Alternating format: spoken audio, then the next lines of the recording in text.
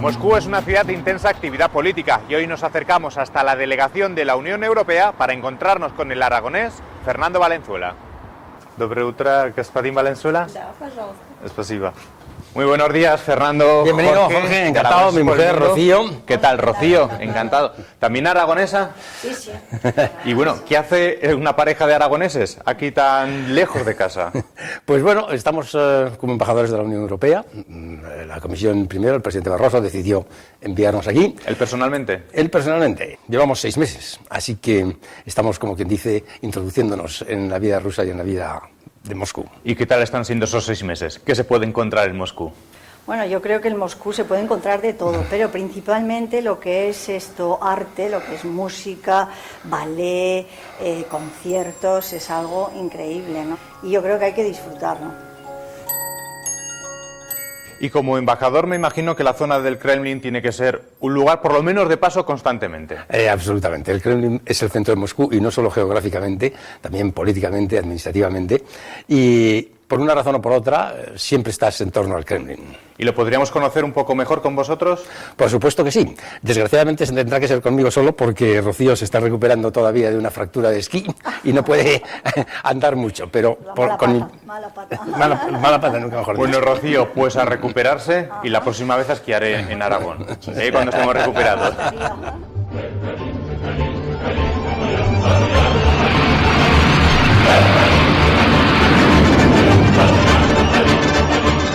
Fernando, ahora sí que podemos decir que estamos en Rusia de verdad. ¿Es quizá esta plaza el icono más reconocible, la Plaza Roja? Absolutamente. Yo creo que cuando la gente piensa en Rusia y piensa en Moscú, piensa siempre en la Plaza Roja. Bueno, ¿sabes que Plaza Roja en realidad no quiere decir roja de rojo, sino que viene de que en el antiguo ruso la misma palabra que hoy es rojo era bella?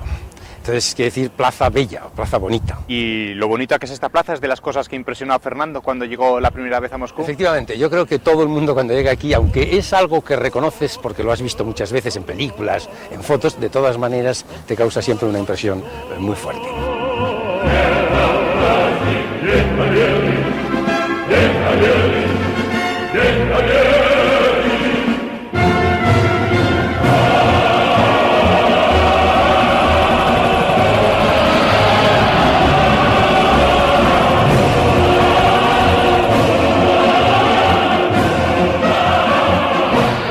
La iglesia de San Basilio, otro de los iconos que sale hasta en los videojuegos del Tetris. Exactamente. Esta es quizá una de las piezas más antiguas de Moscú porque fue construida en el siglo XVI para celebrar la victoria de Kazán y desde entonces se ha convertido realmente en un símbolo de Rusia.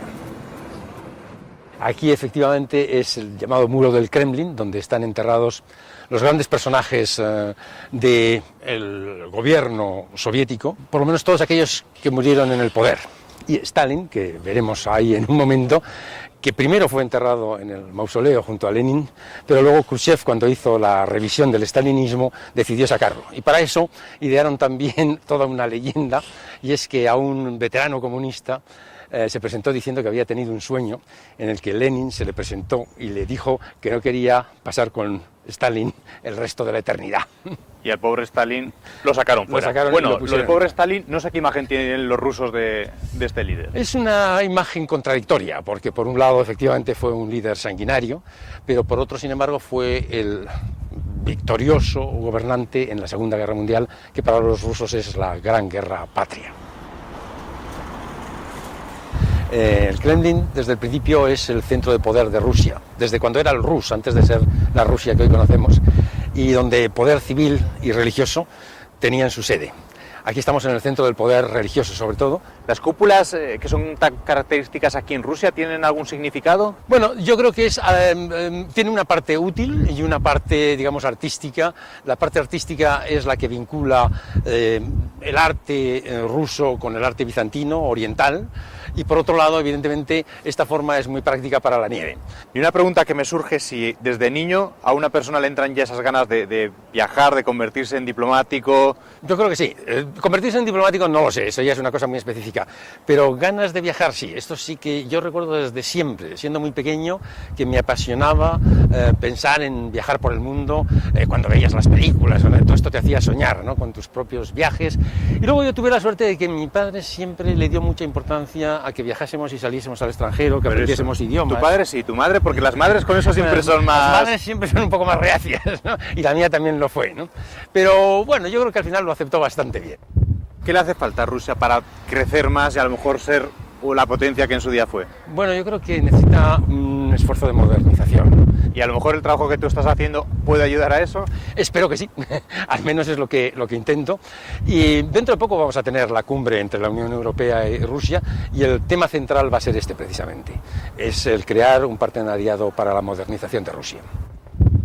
¿Asusta el cañón que estamos viendo? ¿Así es como los rusos arreglan las cuestiones diplomáticas? Esperemos que no, pero es como pretendían arreglarlas en el 1500 cuando construyeron este cañón, el más grande del mundo, que por cierto nunca ha sido disparado, pero que pesa 40 toneladas. Y cada munición, pues...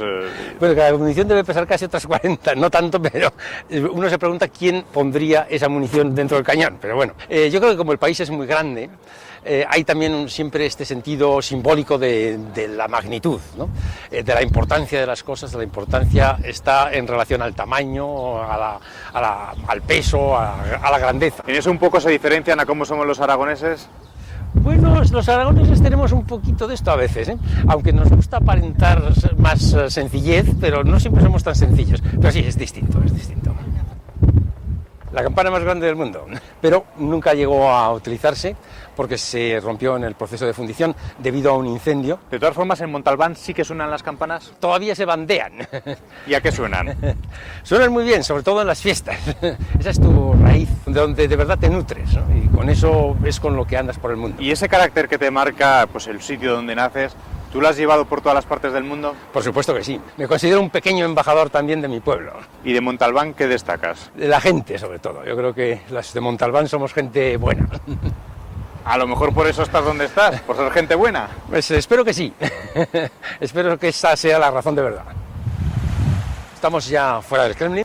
Podemos ver que hay una estatua de San Jorge aquí, porque es el patrón de Moscú y de Aragón. Y tú que has vivido en tantos sitios, ¿cómo se hace para que los hijos puedan seguir manteniendo las raíces aragonesas? Ponerles un cachirulo. No. Yo creo que eso es algo que lo transmites en el día a día. Es también verdad que van, desde que son pequeños, prácticamente todos los veranos han ido a Aragón, a Montalbán en especial, pero además de eso yo creo que es algo que en casa transmites contando historias, contando cosas, hablándoles de la tierra, ¿no? En este canal y en este puente están estos árboles, un tanto especiales, porque están hechos de candados, como podréis observar. Y son candados que los novios vienen a colocar aquí justo después de su boda y después tiran la llave al canal. Me imagino que es una promesa de amor eterno. Bueno, yo creo que el amor es algo también muy pasional aquí en Rusia, aunque sea más frío. Tchaikovsky, gran compositor, pues el Lago de los Cisnes también es un poco dedicado al amor. Efectivamente. Es todo, ¿no? Es Tchaikovsky, es la ópera, es Pushkin. Entre los grandes compositores rusos, por cierto, hay también uno con una conexión española y aragonesa muy importante, que es Glinka. Glinka fue un compositor que vivió en Rusia en la primera mitad del siglo XIX. Muy excepcionalmente entonces viajó al extranjero y fue a España, y a su vuelta compuso una obra que es la Jota aragonesa. ¿Y cómo suena? Suena muy bien y además es muy conocida en Rusia. Prácticamente cualquier ruso conoce la Jota aragonesa de Glinka.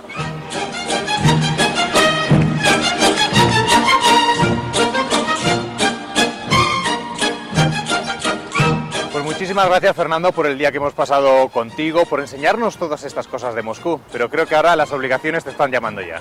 Desgraciadamente sí, toca trabajar, pero gracias a vosotros por haberme traído un trocito y un ratito de Aragón. Un día distinto, ¿verdad? Muy distinto y muy entrañable. ¿Y volverás pronto por Montalbán? Este verano, espero que este verano esté por ahí y a lo mejor nos vemos ahí. Pues sería un auténtico placer y ahora, como decimos, creo que las obligaciones llaman. Gracias, hasta pronto, a seguir trabajando, y gracias. que es una labor muy importante, y adiós.